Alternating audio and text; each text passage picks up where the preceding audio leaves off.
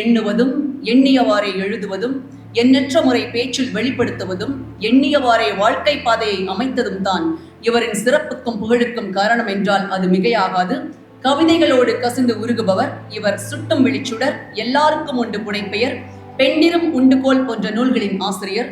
செம்மொழி மாநாட்டில் செந்தமிழ் செல்வர் கலைஞர் முன்னிலையில் சொல்லழகர் கவிஞர் வாலி தலைமையில் கவியரங்கத்தில் கவிதை வாசித்த பெருமைக்குரியவர். தமிழறிஞர் சாலமன் பாப்பையா தலைமையில் பல வெளிநாடுகளிலும் தமிழகத்தின் பல ஊர்களிலும் நடைபெற்ற பட்டிமன்றங்களின் சிறப்பு பேச்சாளர், சிறந்த சொற்பொழிவாளர், கோவையின் சிறந்த கவிஞர் விருது, திருப்பூர் இலக்கிய அமைப்பின் கவிதை சக்தி விருது, தனியார் நிறுவனம் பெருமையுடன் வழங்கிய சிங்கப்பன் என்ற பல விருதுகள் பெற்றவர். பெண்மையின் பேராளுமையாய் வெற்றி புன்னகையுடன் அமர்ந்திருக்கும் பாரதியின் கனவு பெண்ணே, கோவையின் சிங்கப்பெண்ணே, மடை திறந்த வெள்ளமாய் சீர்மிகு தமிழில் சிறப்புரையாற்ற வருமாறு கவிஞர் மீ. உமா மகேஸ்வரி அவர்களை அழைப்பதில் பெருமிதம் கொள்கிறேன். இனிமை தமிழ் மொழி எமது, எமக்கு இன்பம் தரும்படி வாய்த்த நல்லமது. கனியை பிழிந்திட்ட சாறு எங்கள் கதியில் உயர்ந்திட யாம் பெற்ற பேரு என்று பாவேந்தனால் புகழப்பட்ட தமிழுக்கு முதல் வணக்கத்தை தெரிவித்துக் கொள்கின்றேன். மிக சிறப்பாக இங்கே ஒரு கவிதை நூல் வெளியீடு. அந்த கவிதை நூலை குறித்து பேசுவதற்கு அறிஞர்கள், ஆயர்கள் அமர்ந்திருக்கின்றார்கள். மதிப்பிற்குரிய பெருமக்கள் இங்கே அமர்ந்திருக்கிறார்கள். மருத்துவத்துறையில் சிறப்பு பெற்றிருக்கின்றவர்கள் இருக்கிறார்கள். இந்த துறையினுடைய அனைத்து வகையிலும் சிறந்திருக்கின்ற சான்றோர் பெருமக்கள் இங்கே அமர்ந்திருக்கிறார்கள். பெண்கள் வந்திருக்கிறார்கள், எங்கள் குல பெண்கள் வந்திருக்கிறார்கள். அருமைக்குரிய கவிஞர் இசக்கிராஜன் ஐயா அவர்கள் உட்கார்ந்திருக்கிறார்.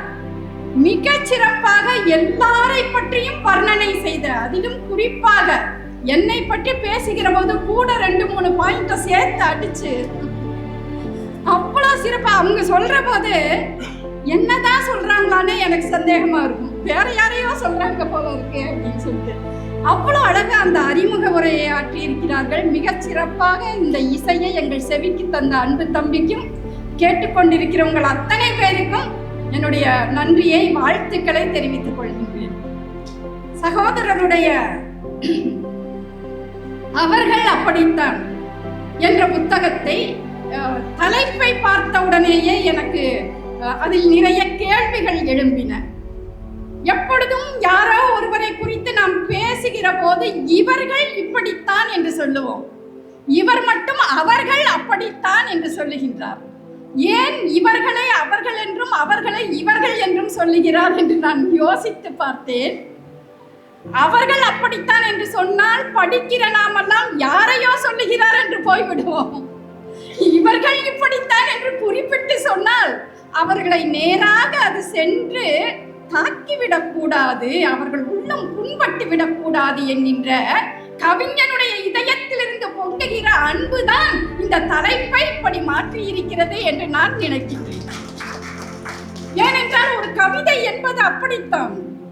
அது மனதிற்குள் கருவாகி உருவாகி உயிர்த்தெழுகிற வார்த்தைகள் தான் கவிதைகளாக மாறுகின்றன. வேற கவிதைக்கு வேற விளக்கமே இல்லைங்க. என் மனசுக்குள்ள ஒரு பூ பூக்குது அப்படின்னு சினிமால கதாநாயகிகள் சொல்லுவாங்கல்ல, அந்த மனசுக்குள்ள இந்த சமூகத்திற்காக பூக்கிற பூக்கள் தான் கவிதை வரிகளாக ஒழிக்கின்றன. அவ்வளவு அழகா அந்த கவிதைகள் அவர் எழுதியிருக்காரு. கவிதை ஒரு வரியிலும் எழுத முடியும், 100 வரிகளிலும் எழுத முடியும். யாதும் ஊரே யாவரும் கேளீர், ஒரே வரி உலகம் பூராவும் நாம் பேசப்படுகிற வரியாக அந்த வரி இருக்கிறது. சங்க பாடல்கள் 100 வரிகளுக்கு மேலே இருக்கும். அப்ப சொல்லுகின்ற எண்ணிக்கை பெருசல்ல, அந்த கவிதை உணர்த்துகிற எண்ணம் தான் பெருசு என்பதால் மிக சிறப்பாக இந்த கவிதை நூலை நான் பார்க்கின்றேன். அவர் சொல்றாரு பாருங்களேன், யாரையெல்லாம் ஒரு பாடுபொருளா அவர் எடுத்திருக்காரு தெரியுங்களா? இதுவரைக்கும் யாரும் பாடாத கதாநாயகர்களை இவர் பாடுபொருளாக எடுத்திருக்கிறார். யார் இதுவரைக்கும் பாடப்படாதவர்?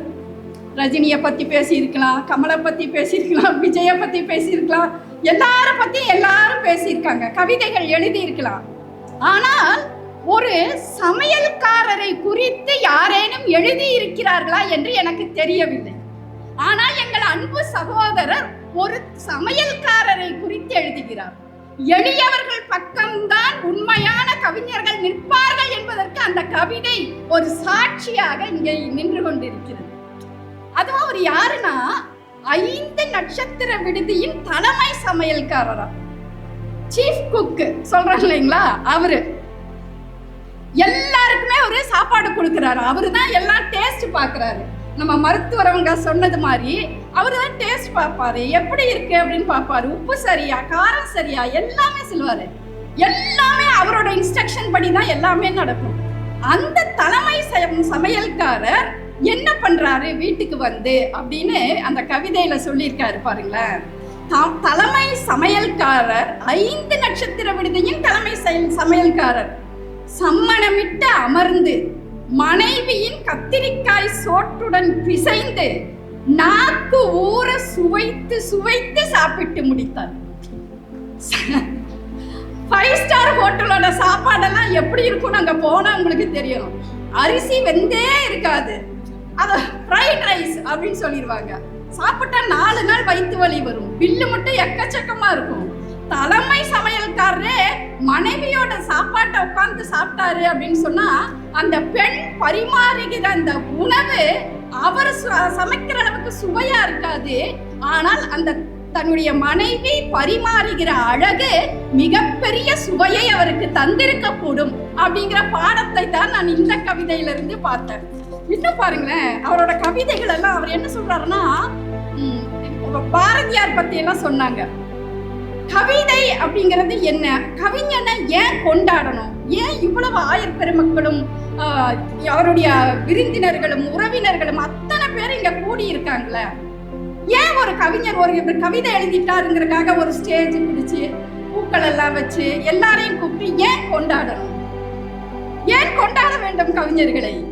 கவிஞர்களை கொண்டாடினால்தான் கலைகள் உயிர் தெழ முடியும் என்பதற்காக கவிஞர்களை கொண்டாடுகிறோம்.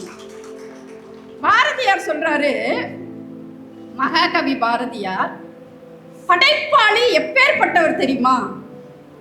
சாதாரண மனிதர்கள் இறந்து போக நேரிடும், ஆனால் ஒரு படைப்பாளி எப்பொழுதும் இறந்து விட முடியாது. அவன் எழுதிய எழுத்துக்களில் ஒவ்வொரு நாளும் உயிர் தெளிந்து கொண்டேதான் இருப்பார் என்று சொல்லுகிறார். இன்னைக்கு இந்த கவிதை புத்தகத்தை படிக்கிற போது எனக்கு நிறைய குடும்பம் பற்றிய ஒரு சிந்தனைகளையே அவர் அப்படியே கொண்டு வந்து, ஒரு கூண்டு கிளி போல இருக்கின்ற ஒரு கூட்டுக்குள்ளே இருக்கிற கூடு கூண்டு ரெண்டுக்கும் வித்தியாசம் இருக்கு இல்லைங்களா? ஒற்றை வார்த்தை தான் வேறுபாடு. கூடு என்பது தானாக கட்டிக்கொண்டு மகிழ்ச்சியாக இருப்பது, கூண்டு என்பது வேறொருவரால் கட்டப்பட்ட ஒரு சிறை. அத கூட இவர் எப்படி சொல்றாரு பாருங்களேன். அப்பா வந்துட்டா அந்த வீடு எப்படி மாறுது நமக்கெல்லாம் தெரியும். மிலிட்ரி ஆபீசர் மாதிரி தான் அப்பா எப்போ அந்த காலத்துல. இப்பெல்லாம் என் பையன் கூட அவங்க அப்பாவை மதிக்கிறதே இல்லைங்க, எந்த பையனுமே மதிக்கிறது இல்லை. அவர் கூப்பிடுவோம், அவர் எந்திரிச்சு எங்க போற அப்படிங்க, எங்கேயோ மணிரத்னம் பட வசனம் மாதிரி, பொன்னியின் செல்வனுக்கு முன்னாடி மணிரத்னம் எடுத்தார்ல அந்த படத்து வசனம் மாதிரி, எங்க போற எங்கேயோ, எப்போ வருவ எப்போ, நான் என்ன பண்றதுன்னு நான் கேட்டேன்னா, எங்கேயா போய் பேசுங்க மேடையில அப்படின்றாங்க. அந்த நெருக்கம் என்பது இல்ல. ஆனா அந்த காலத்துல அப்பா வந்து விட்டார்னா அம்மா மெல்ல அடுக்கலைக்குள் செல்ல வீடு நிசப்தமானது என்று சொல்லுகிறார். வாங்கி வந்த பலகார பொட்டலும் வழக்கம் போல் கடைக்குட்டி வாங்கி பகிர்ந்தாள். பேச பயந்த மகனுக்காய் கதவு சந்தில் வாதம் எடுத்து வைத்து வெல்கிறாள் அம்மா. எவ்வளவு அழகு பாருங்களேன் இது. அப்பாவிற்கு பயந்து உணவை விழுங்கலும் தூக்கம் கலந்து படித்தலும் தினசரி வாடிக்கை. அதட்டல், கோபம், கம்பீரம், இதற்குள் ஒளிந்த அன்பு, இதுதான் அப்பா. அப்பான்னா யாருன்னா இதுதாங்க அப்பா. அதட்டுவாரு, கோபப்படுவாரு, கம்பீரமா இருக்கிற மாதிரி காமிப்பாரு. இந்த வடிவேல் ஒரு படத்துல சொல்லுவார்ல, பேஸ்மெண்ட் வீக்கு அப்படின்னு சொல்லுவார்ல, அந்த மாதிரி அன்புக்கு அப்படியே அப்பா வந்து அடிமையாயிருவாரு.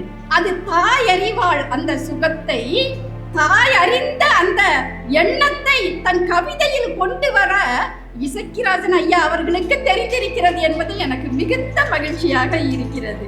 இங்க பாருங்க, அப்பா வந்து கம்பீரமா இருப்பார் இல்லைங்களா, அந்த காலத்து ஆண்கள் இல்லைங்களா, ரொம்ப கம்பீரமா. இப்ப மாதிரி நம்ம மாதிரி கேஷுவலா பேச முடியாது. அவங்க கிட்ட பேசுறது ஒரு 5 அடி தள்ளி நின்று பேசணும், அவங்க சொல்றது தான் கேட்கணும் அப்படின்னு எங்க தாத்தா காலத்துல இருந்தது.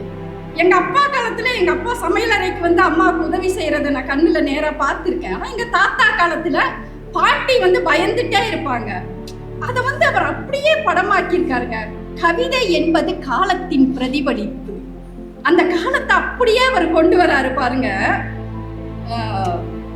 திருமண புது வரவுகள் அந்த வீட்டுக்கு வந்துருச்சு. குழந்தைகள்லாம் கல்யாணம் ஆகி வந்துடுறாங்க. வீட்டில் அவர்கள் எல்லாம் வீட்டை நிறைத்தாலும் காட்டு ராஜாவா இன்றும் அப்பா தான். அதான் சிங்கம் மாதிரி, சிங்களா வருங்கிற மாதிரி அப்பாவை சிங்களா வந்து நிக்கிறாரு. கால புயல் அப்பாவையும் புரட்டித்தான் போட்டது. அந்த வரியில பாருங்க, அப்பாவை புரட்டிருச்சு கால புயல். கம்பீர நடை தளர்ந்து அம்மாவே இன்று ஊன்றுகோலாய் ஆனார். நீங்க எப்பவும் நினைச்சுக்கங்க, கணவன் 1000 தவறுகள் புரிந்தாலும் கணவன் ஒடுங்கி போகிற காலத்தில், நடுங்கிக் கொண்டிருக்கிற காலத்தில் எல்லாவற்றையும் மறந்துவிட்டு ஓடி போய் அவளை அரவணைத்துக் கொள்கிற ஒரே உள்ளம் மனைவியின் உள்ளமாக தாங்க இருக்கும். வேற யாருமே அதுக்கு ஈக்குவலா இருக்கவே முடியாது. அதனாலதான் கண்ணதாசன் சொல்றாரு, உன்னை கரம் பிடித்தேன் வாழ்க்கை ஒளிமயமானதடி, பொன்னை மணந்ததனால் சபையில் புகழும் கூடுதடி, பேருக்கு பிள்ளை உண்டு, பேசும் பேச்சுக்கு சொந்தம் உண்டு, என் தேவையை யார் அறிவார், உன் போல் தெய்வம் ஒன்றே அறியும் என்று சொல்லுவார். அது அப்படியே இவர் சொல்றாரு பாருங்களேன். கம்பீர நட தளர்ந்துருச்சு, ஆனாலும் அம்மாவின் பொம்மலாட்டம் அரசரை அரியணையிலேயே கடைசி வரை காத்தது. கடைசி வரைக்கும் அப்பா கண்டு போய் தான் கொடுத்து இருக்காங்க. பிள்ளைகளுக்கு தாயான அம்மா, ரொம்ப அருமையான வரிங்க. பிள்ளைகளுக்கு தாயான அம்மா இன்று கணவனுக்கும் தான் என்று சொல்லியிருக்கான். அப்படியே அவ வந்து தாயா மாறிட்டா. யாரு? பிள்ளைகளுக்கு மட்டுமில்ல, கணவனுக்கும் தாயாக மாறி விடுகிறார். நிறைய கணவன்மார்கள் கடைசி காலத்துல தான் அதை புரிஞ்சுக்கிறாங்க. அதுதான் நமக்கு கடுப்பா இருக்கு. இந்த கவிதை புத்தகத்தை நான் நிஜமா மனைவி கொஞ்சம் சரியா பார்க்காதவங்களுக்கு எல்லாம் அனுப்பலான் இருக்கேங்க. இல்ல அப்படிதானே? கடைசியில புரிஞ்சு நம்ம என்ன பண்ண போறோம்? முன்னாடியே புரிஞ்சுக்கணும். இல்ல நம்ம செய்த ஏதாவது ஒரு வேலைக்கு மதிப்பு இருக்கா, மரியாதை இருக்கிறதா? ஒண்ணும் கிடையாது இல்லைங்களா? என்ன செஞ்சாலும் என்ன செஞ்ச அப்படின்னு தான் கேட்பாங்க. உங்களுக்கு தெரியுமா, ஒரு கவிஞர் வந்து ரொம்ப சிறப்பா, ஒரு பெண் கவிஞர் தான் எழுதியிருந்தாங்க. காலையில எவ்வளவு அவசரமா வேலைக்கு நடக்கும். இந்த கவிதைக்குள்ள நான் அப்புறம் வந்துடுறேன். அந்த 2 வரியில அதை சொல்லிட்டு, ஏன்னா இவரோட கவிதை புத்தக வெளியீட்டு விழா, அதனால அதுல என்ன சொல்றாங்கன்னா, காலையில எழுந்திரிச்சா பெண்களுக்கு நின்று பேச நேரமில்லை, நினைத்து பார்க்க தெம்பில்லை, ஓட்டமே கால்களில் செருப்பானது, மறதியே நினைவுகளின் மருந்தானது, காப்பிக்கு கத்தும் கணவன், சீருடை காலங்கள் என்று கூக்குரலிடும் பாரிசிகள், மணி தவறாமல் மருந்து தர வேண்டிய மாமன் மாமி, அடுப்பில் கொதிக்கும் பருப்பு அசந்தால் பொங்கி விடுப்பால், இத்தனைக்கும் நடுவே ஒரு பெண்ணின் காலை வேலை விடுகிறதுன்னு ஒரு கவிஞர் எழுதியிருந்தாங்க. அதுல என்ன நுட்பம்னா, இவரோட கவிதையில இருக்கிற ஒரு நுட்பம் மாதிரி அதுல ஒரு நுட்பம் வருது. அடுப்பில் கொதிக்கும் பருப்பு அசந்தால் பொங்கி விடும் பால் இருக்கு பாருங்க. இந்த பால் மட்டும் எப்படின்னா, பொங்குன்னு நினைச்சு அடுப்புல வச்சு 1 மணி நேரம் பார்த்துட்டு இருப்பாங்க, பொங்கவே பொங்காதுங்க. பொங்காதுன்னு நினைச்சு இப்படி திரும்பி இருப்போம் பாருங்க, பொங்கி கங்கை காவிரி நீர் இணைப்பு திட்டம் மாதிரி எல்லா பக்கமும் விழுந்து 1 மணி நேரம் வேலை வைக்கும். ஹஸ்பண்டும் அப்படிதான், ஒரு விஷயத்துக்கு பொங்க மாட்டாருன்னு நினைச்சிட்டே இருப்போம், அந்த விஷயத்துக்கு பொங்கிடுவாரு, இந்த விஷயத்துக்கு பொங்குவாருன்னு நினைச்சா பொங்க மாட்டாரு. இந்த மாதிரி நுட்பமான கணவன் மனைவிக்குள் இருக்கிற அந்த உணர்வுகள் இருக்கு இல்லைங்களா? பசங்கள்லாம் போயிருவாங்க, தனித்து வாழ்கிற போது அந்த கணவனும் மனைவியும் புதுமண தம்பதியா மாறிடுவாங்க. மனசுல வச்சுக்கோங்க. எங்க அம்மா அப்படிதான், ரொம்ப உடல்நல குறைபாடு. இப்போ எங்க அப்பாவும் 2 பேரும் படுத்திருக்காங்க. ஆனா எங்க அப்பா இப்படியே வந்து லேசா எங்க அம்மா கண்ணத்தை தொட்டுட்டு நல்லா இருக்கியா அப்படின்னு சொல்லுவாங்க. அவர் போனோன்னு எங்க அம்மா சொல்றாங்க, இந்த ஆளுக்கு பாரு, இந்த வயசுல வந்து இப்படி சொல்றாரு அப்படி சொல்றது உங்க முகத்துல ஒரு வெக்கம் வரும் பாருங்களேன். அது எல்லாமே இந்த கவிதையில என்னால உணர முடிஞ்சுதுங்க. இதுவே இந்த கவிதை ஜெயித்ததற்கான ஒரு சாட்சியாக நான் பார்க்கிறேன். எவ்வளவு அழகா எழுதியிருக்காருங்க.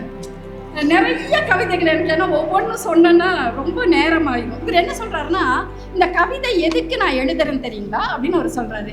வாசித்து முடித்தவுடன் ஒரு வித மௌனத்தை, ஒரு நொடி சிந்திப்பை, எனது கவிதைகள் உணர்த்தினால் போதும் என்று சொல்லுகிறார். அவரை பார்த்து நான் சொல்லுகிறேன், ஒரு நொடி சிந்திப்பல்ல, 100 நொடி சிந்திப்புகளையும் உங்கள் கவிதைகள் தருகிறது. 1000 நொடி மௌனத்தையும் உங்கள் கவிதைகள் தருகின்றன.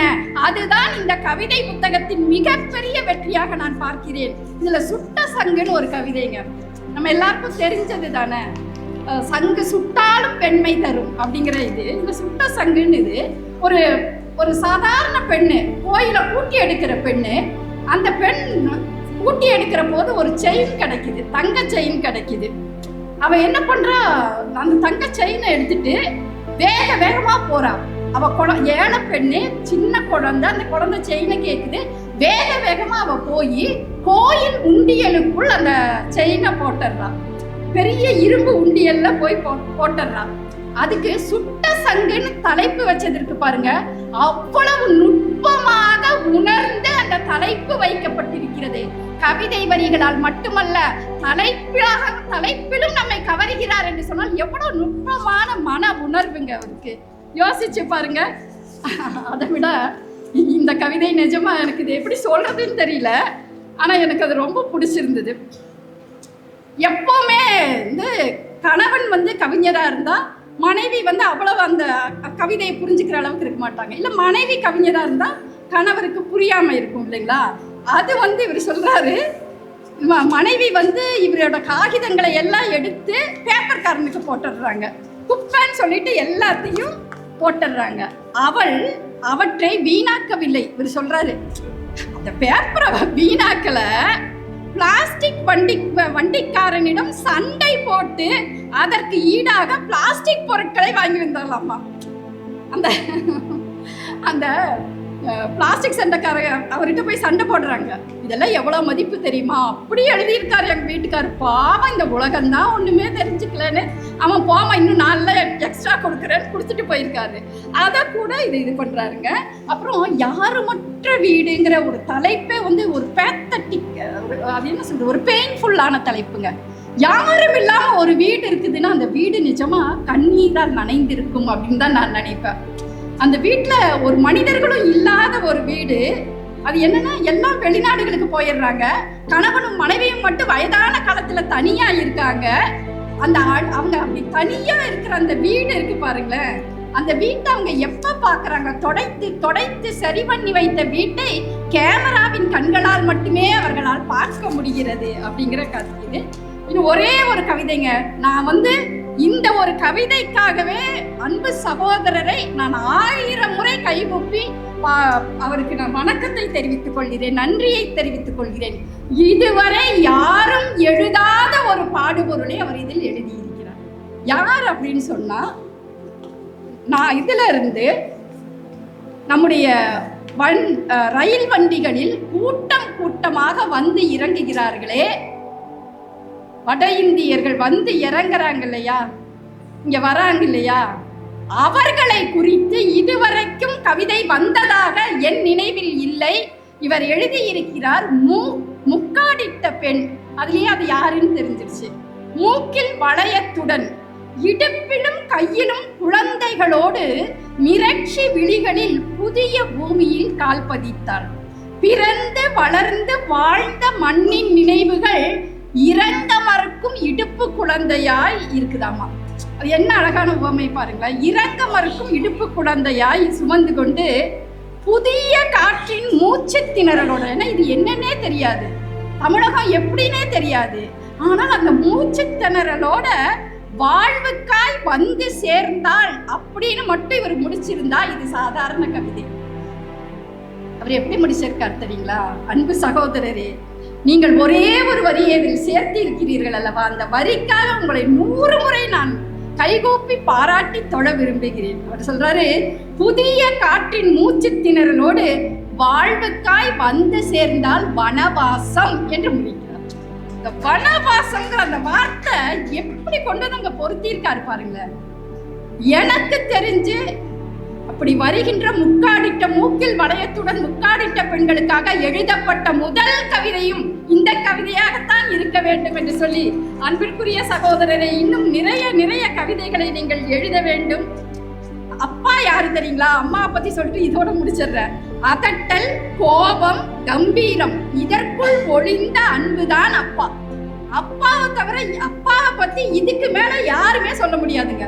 அதட்டல் இருக்கும், கோபம் இருக்கும், கம்பீரம் இருக்கும், அதுக்குள்ள அன்பு ஒளிஞ்சிருக்குன்னா அப்பா வெளிப்படையா சொல்ல மாட்டாரு, அன்பை காட்ட மாட்டாரு இல்லையா? அதை அவர் சொல்லியிருக்காரு.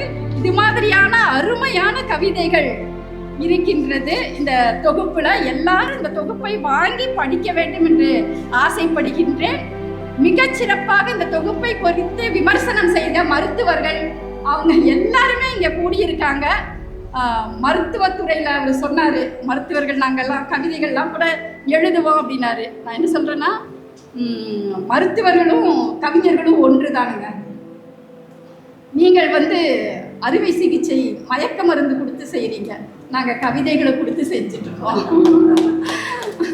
மிக சிறப்பாக இந்த நிகழ்வை ஏற்பாடு செய்திருந்த அத்தனை பெருமக்களுக்கும், உங்களுடைய உறவின் பெருமக்கள் அத்தனை பேருக்கும், ஆயர்களுக்கும், இந்த சபையில இருப்பவர்களுக்கும், எனக்கு தனித்தனியாக உங்கள் பெயர்கள் தெரியாது, ஆனால் ஒட்டுமொத்தமாக நான் சொல்லுகிறேன், நீங்கள் இவருக்கு மிகச்சிறந்த நண்பர்களாக, உறவினர்களாக இருந்திருக்கிறீர்கள். நீங்கள் இப்படித்தான் என்பதை இந்த கவிதை நூலுக்கு வந்ததால் எங்களுக்கு தெரிவித்திருக்கிறீர்கள். உங்களுக்கு நன்றி கூறி விடைபெறுகிறேன். நன்றி, வணக்கம்.